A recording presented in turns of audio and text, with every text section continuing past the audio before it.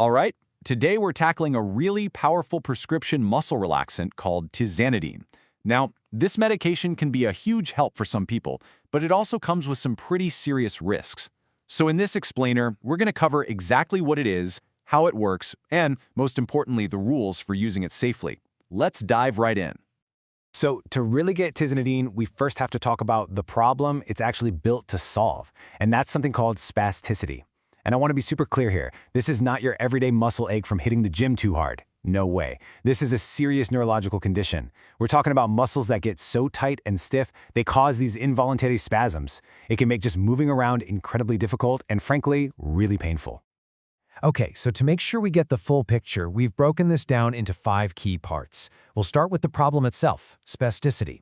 Then we'll look at the solution, how Tizanidine actually works. After that, the rules for using it, the risks to be aware of, and we'll wrap up with the big one, the crucial red flags.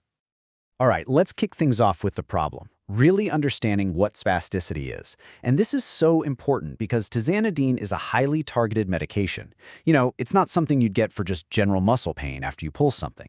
It's prescribed specifically for this very particular neurological condition. So what actually causes spasticity? Well, it almost always comes down to damage to the central nervous system, the body's main control center.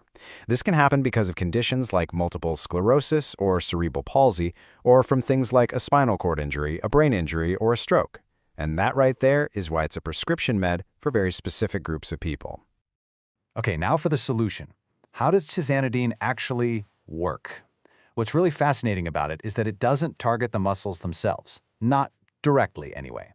Instead, it goes straight to the source, the command center, the brain and the spinal cord. And that leads us to the big question, right? If it's not working on the muscles, how in the world does it get them to relax? How does it actually calm everything down? Okay, so here's the breakdown.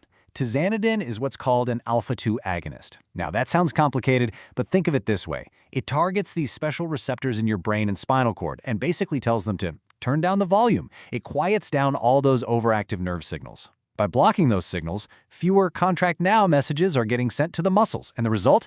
The muscles can finally relax. It's like it's calming the entire frantic communication line. So, now that we've got a handle on how it works, let's talk about the rules.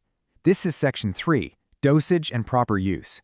And this part is incredibly important because the right dose is different for pretty much everyone, and it absolutely has to be managed carefully by a doctor.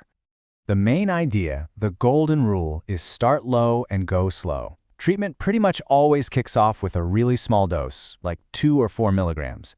Then, a doctor will slowly, gradually increase it. That process is called titration, to find that sweet spot, the perfect balance between getting relief and keeping side effects in check for that one person. And because it's short-acting, it's usually taken a few times a day. But the total for the whole day generally shouldn't go over 36 milligrams. Now, here's a really crucial detail that is so easy to overlook, the food effect. So get this, taking Tizanidine with food can dramatically increase how much of the drug your body absorbs. And while that might sound good, it also means the risk of side effects like dizziness and sleepiness goes way up. So the most important rule here isn't whether you take it with or without food, it's that you are absolutely 100% consistent every single time. Pick one way and stick with it. It's like a safety switch. Keeping it in one position keeps the drug levels in your body predictable. If you start flipping it back and forth, you're just asking for unpredictable and potentially dangerous results. Okay, let's shift gears now to a pretty serious topic. Section 4, the risks. We're talking about the side effects you need to watch out for. And look, like any powerful medicine, Tizanidine comes with a whole range of potential side effects that you absolutely have to know about.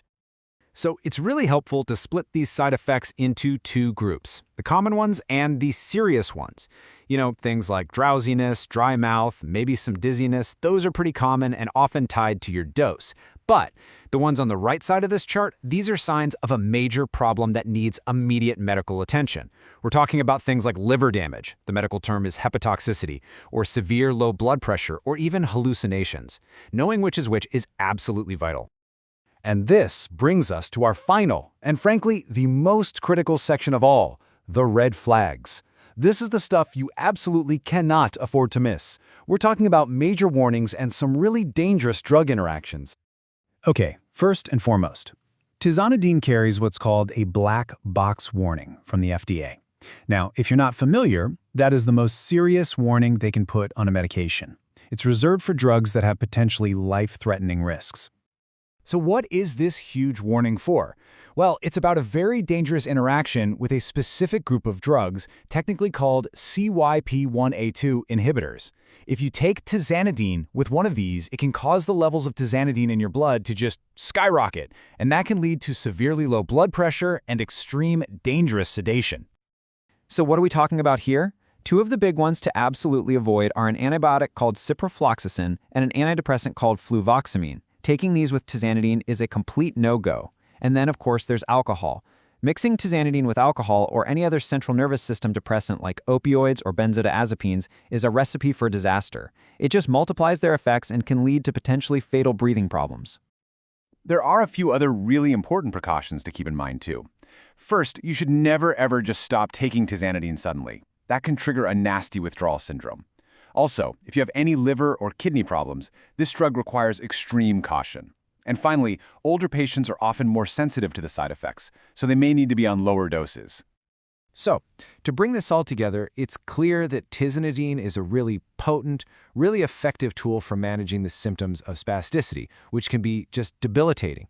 It can honestly be life-changing for some people. But, and this is a big but, that power comes with some very serious responsibilities. At the end of the day, this drug demands respect. Respect for its power, respect for its side effects, and respect for its interactions. And that leaves us with one final, critical question for anyone out there who's either taking this medication or thinking about it.